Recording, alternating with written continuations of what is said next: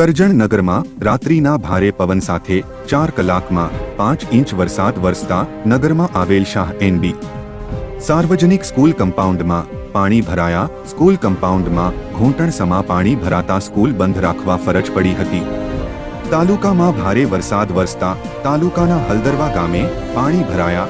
ગામના નવી નગરી રોડ તેમજ નવી નગરીના 20 થી 25 મકાનોમાં પાણી ભરાતા નવીનગરી સંપર્ક વિહોણી બની।